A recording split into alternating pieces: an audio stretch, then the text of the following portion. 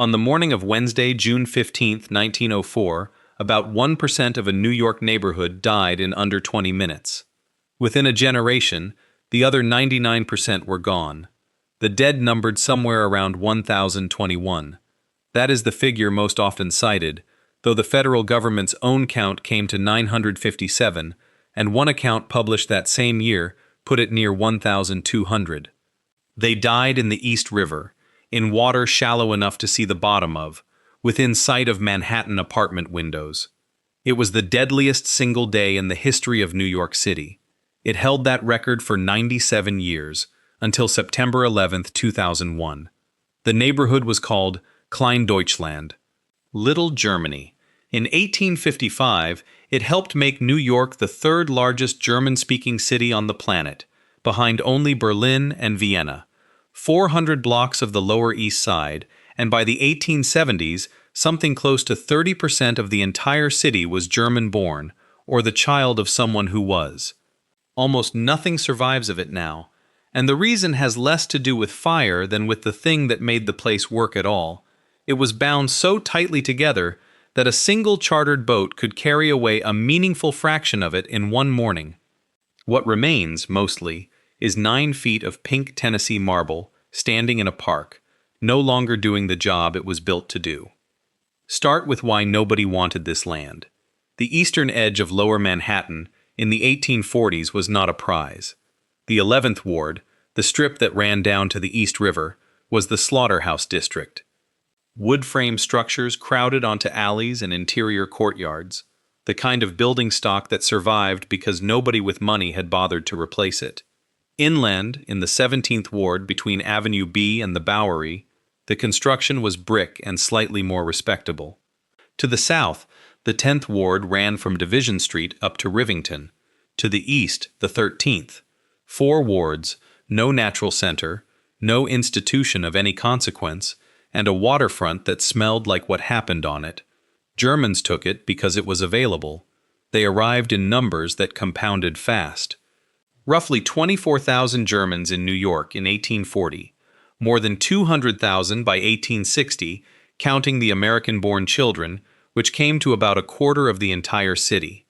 By 1880, the figure had reached something near 370,000, 1 out of every 3 New Yorkers, and they did not distribute themselves at random. This is the detail that explains everything that follows. Prussians, who accounted for nearly a third of the German-born population by 1880, concentrated in the 10th Ward. Immigrants from Hessen-Nassau filled the 13th in the 1860s and then moved north. People from Baden took the 13th by the 1880s. Hanoverians built a district inside the district and called it Little Hanover. Württembergers pushed into the 17th from the 1860s onward, and the Bavarians, the single largest group by 1860, spread themselves through every German ward except the Prussian 10th. The working rule was that Bavarians settled wherever the Prussians were fewest. None of this was abstract to the people involved. A man from Württemberg and a man from Prussia had arrived in America from what were recently separate countries. They sorted themselves by street the way they had sorted themselves by border. The housing absorbed them by subdivision. 2- and 3-story row houses, built for single families, were carved up to hold at least 8. 2 households per floor, including the basement and the attic. The attic families lived under a roof that baked in July. The basement families lived under everyone. Avenue B became the commercial spine. A German-American writer named Otto Lohr, looking back in 1913, described it as occasionally called the German Broadway, and set down what it looked like at street level. Every basement a workshop, every ground floor a store, the sidewalks half-roofed and functioning as open market. Avenue A was the other kind of street, the street for beer halls, oyster saloons, and groceries. In the middle of it sat Tompkins Square Park, which the Germans called Der Weiße Garten, the White Garden. By 1855, roughly half of every German in New York City lived inside those 400 blocks. The man who gave that population a voice arrived by way of a printing shop and a widow. In 1845, a printer named Jacob Uhl bought a struggling German-language newspaper called the New Yorker, Staatszeitung. Uhl died in 1852. His wife Anna, born in Würzburg, Bavaria, on February 13, 1815, took over the paper herself and ran it. 7 years later, in 1859, she married her editor. Oswald Ottendorfer had been born on February 26, 1826, in Zwittau, in Moravia. He would edit and publish the Staatszeitung from 1859 until his death in 1900. Under the two of them, the paper's circulation climbed to 55,000 by 1872. At times, that rivaled the New York Times or the Tribune, in a language most of the city could not read. A newspaper with the reach of a major daily, serving what was technically a minority community, published out of a neighborhood where the sidewalks were markets. Ottendorfer served as a city alderman in 1873 and 1874. He ran for mayor in 1874 and lost. Now the pattern that defines this story becomes visible for the first time. The Ottendorfers did not spend their fortune on themselves, and they did not spend it on the city at large. They spent it on institutions that served Germans specifically, built inside the German district, staffed by German speakers. Anna gave $100,000 for a German dispensary, a free clinic. She built the Isabella Home for aged women in Astoria in 1875 at a cost of around $150,000. She contributed $75,000 toward a women's pavilion at the German hospital. When she died on April 1, 1884, she left roughly $250,000 to German-American institutions and another $25,000 to be divided among the employees of her newspaper.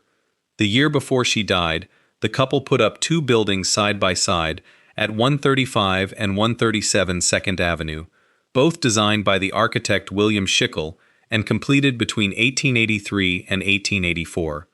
One was the dispensary, the other was a free library, the Freie Bibliothek und Lesehalle, the first branch of the New York Free Circulating Library, opening with about 8,000 volumes, half of them in German. A community that funds its own clinic and its own library in the same construction season has stopped expecting anything from the outside. That was the strength. That was also, eventually, the exposure. The mechanism holding all of this together was not the newspaper and not the money. It was the Verein, the membership society, and Kleindeutschland ran on them the way other places run on water mains. The Deutscher Liederkranz, a singing society, formed on January 9, 1847, and built its hall at 31 through 35 East 4th Street. The Arion Society followed in January 1854, bought its own clubhouse in the neighborhood in 1871, and counted 1,519 members by 1892. The Beethoven Manor Corps, organized in 1859 at 210 East 5th.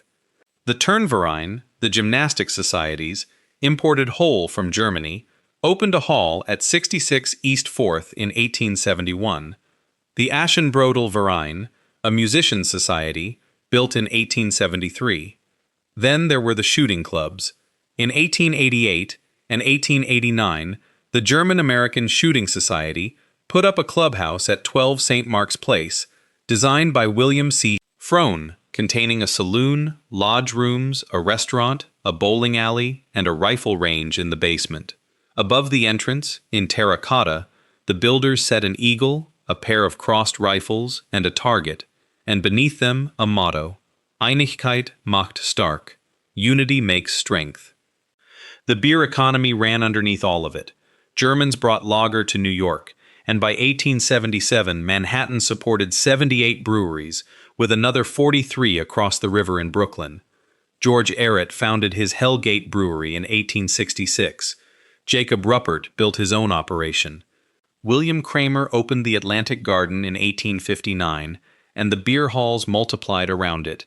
Lindenmüller's Odeon, the Germania, the Deutsches Volksgarten, Niblo's Saloon.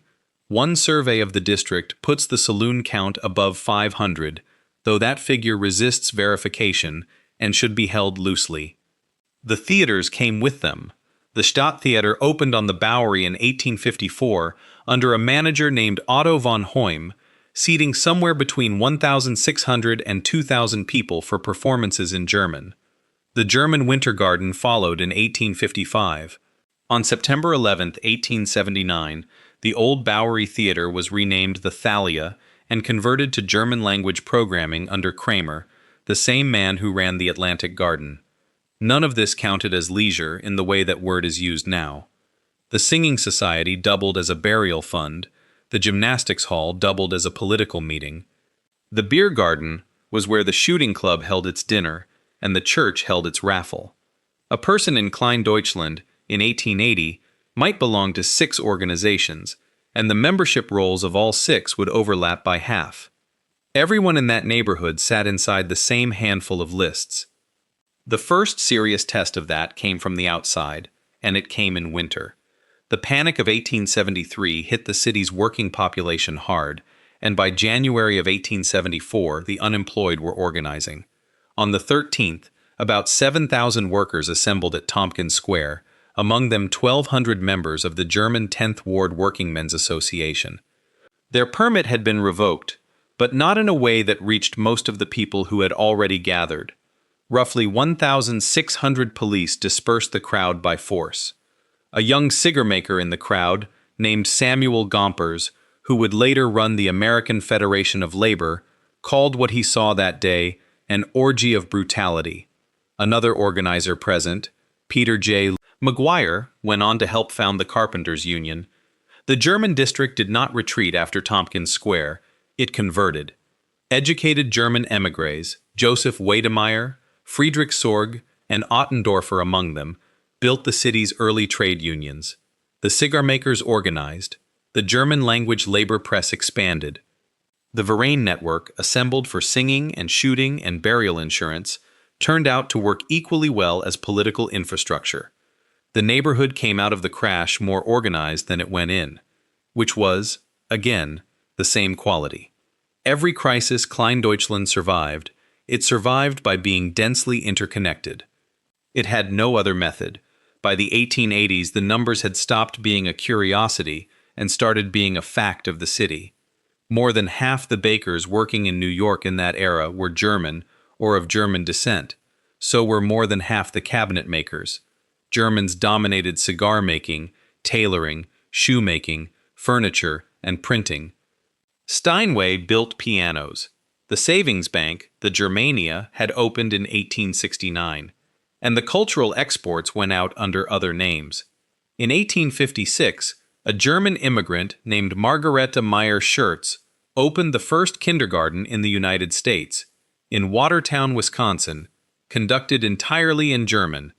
It directly influenced Elizabeth Peabody, who opened the first English-language kindergarten in Boston in 1860. Every American who has sat on a small chair in a circle is downstream of a German-language experiment. Here are the population figures without commentary. 1840, about 24,000. 1855, enough that New York ranked third among German-speaking cities on Earth. 1860, over 200,000, a quarter of the city. The 1870s, roughly 80,000 inside Kleindeutschland proper.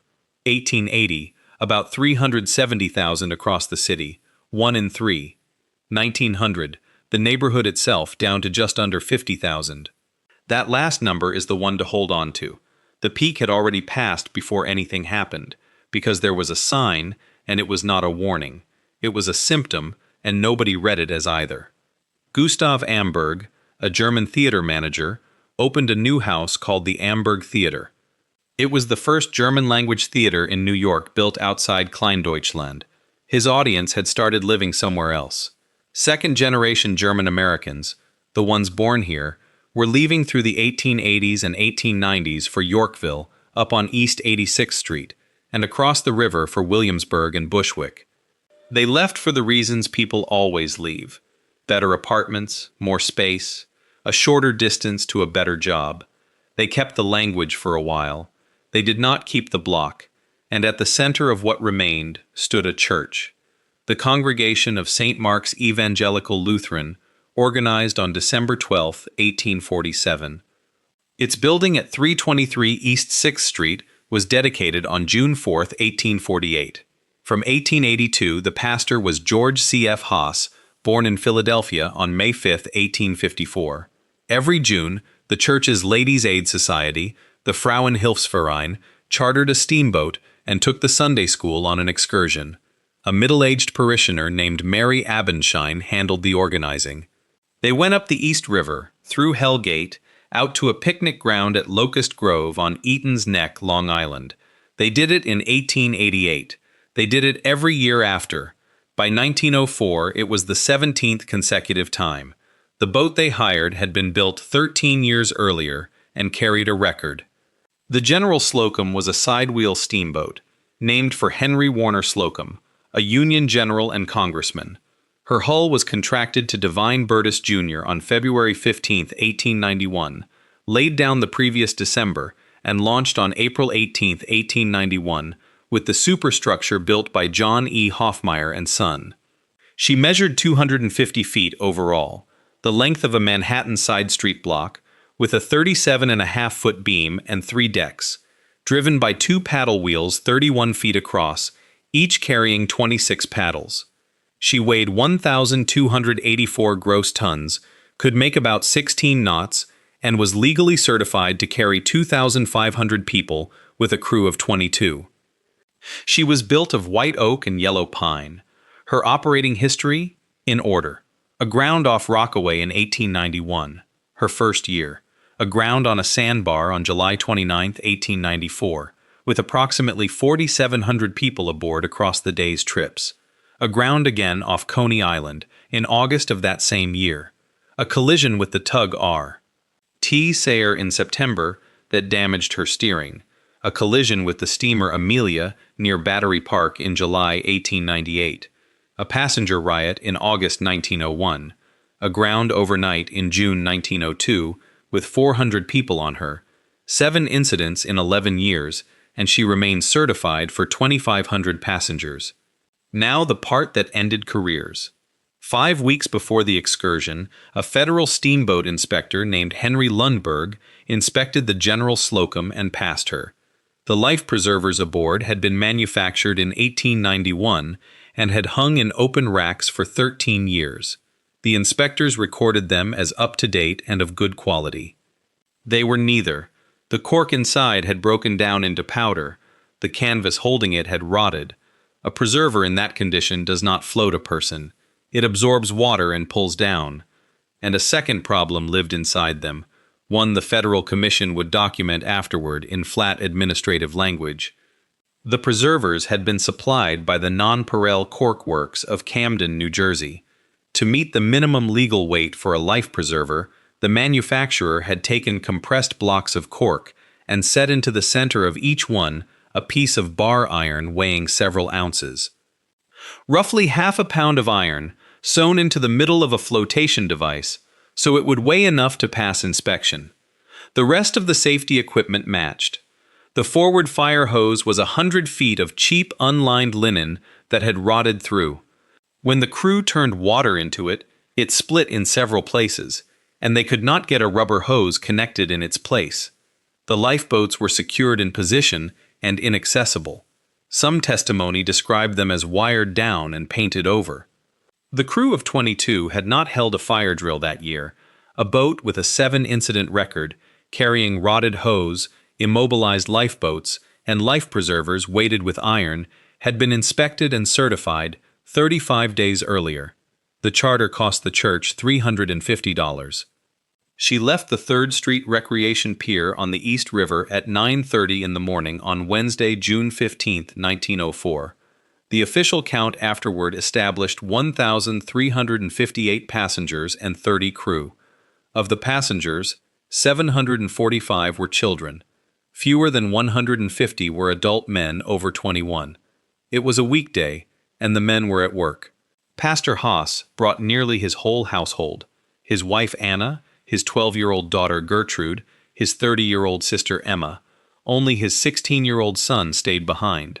A young mother named Anna Liebenau brought 3 daughters: Helen, who was 6, Anna, who was 3, and Adele, 6 months old. Around 10 o'clock, as the boat passed East 90th Street, fire started in a forward compartment used as a lamp room, a space holding straw, oily rags, and lamp oil. A 12-year-old boy tried to tell the captain. Nobody believed him. Captain William Van Schaik, who was 67 years old, learned of the fire roughly 10 minutes after it was first noticed. He ordered full speed ahead. His plan was to beach the boat at North Brother Island rather than run her aground earlier at Little Hell Gate or along the Bronx shore. He argued afterward that closer options would have set fire to riverside buildings and oil tanks. The Federal Commission concluded that running at speed into a headwind drove the flames from bow to stern through a wooden vessel. The crew could not fight it. The hose failed on first use. The boats would not come free. Passengers pulled preservers from the racks overhead and put them on children. Fewer than 20 minutes passed between the first flames and the collapse of the hurricane deck.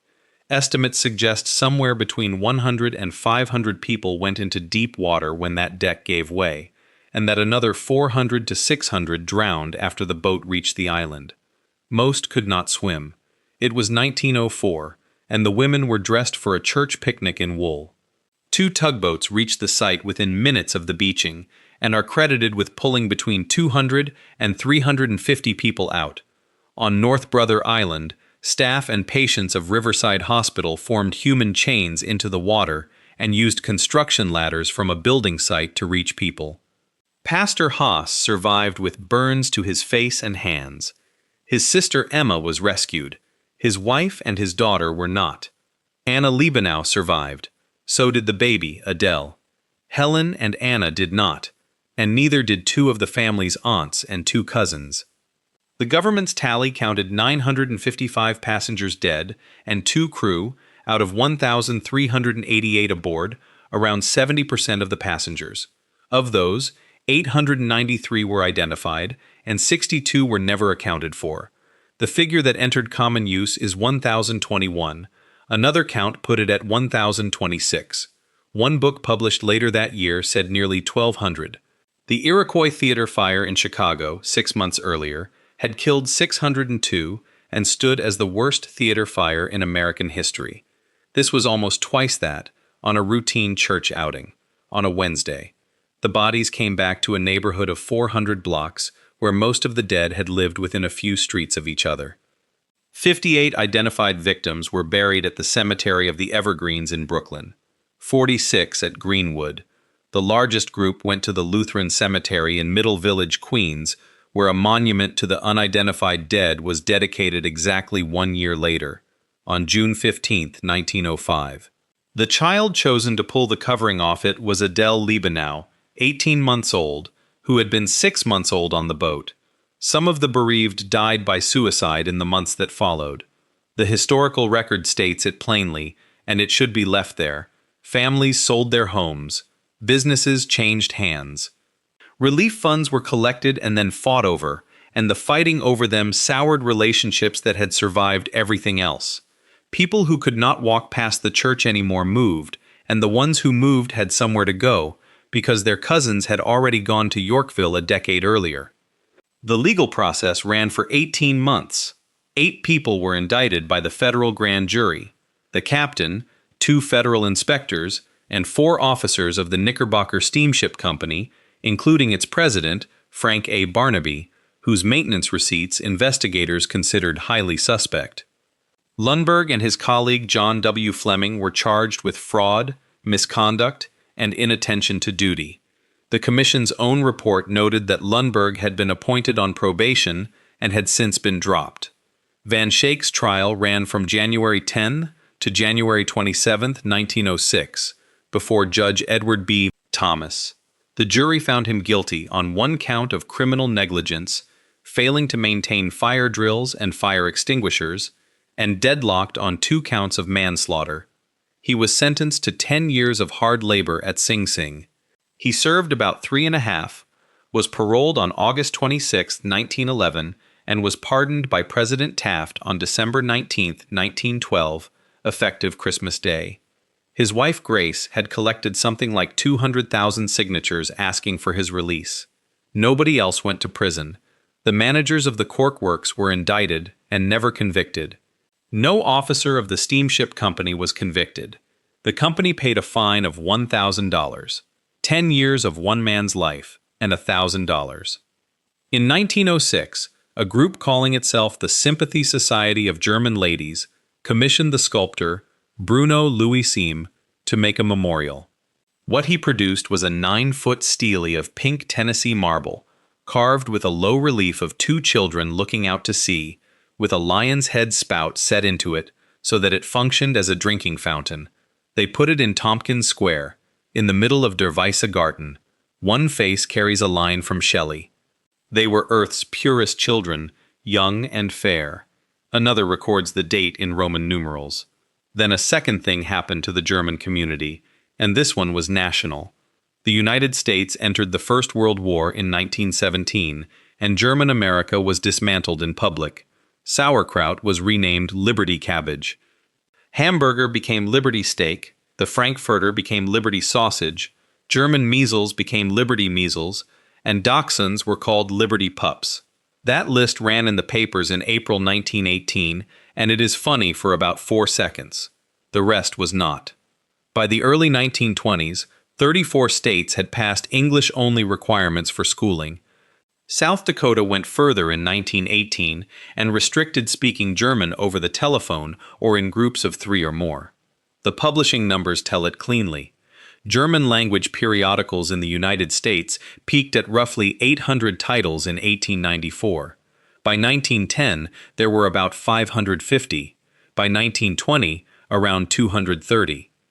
The Aryan Society, which counted 1,519 members in 1892, disbanded after the war. The German-American Shooting Society sold its clubhouse on St. Mark's Place in 1920, motto and all, which leaves the argument historians have been having ever since, and both sides of it are correct about their own numbers. The case that the disaster ended Kleindeutschland is straightforward. The New York Historical Society, marking the centennial in 2004, described a community that came apart afterward, bereaved husbands dying by suicide, reduced families leaving. Edward T. O'Donnell, who wrote the standard book on the fire, put it directly. The tragedy not only consumed 1,021 lives, but took with it an entire community as well. The case against is equally solid, and it starts with a number that resists argument. Only about 1% of Little Germany's population died on that boat.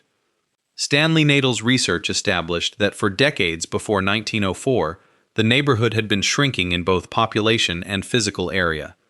Christina Ziegler McPherson has argued that the disappearance was close to inevitable regardless, because most German Americans by then were second and third generation and were assimilating on schedule.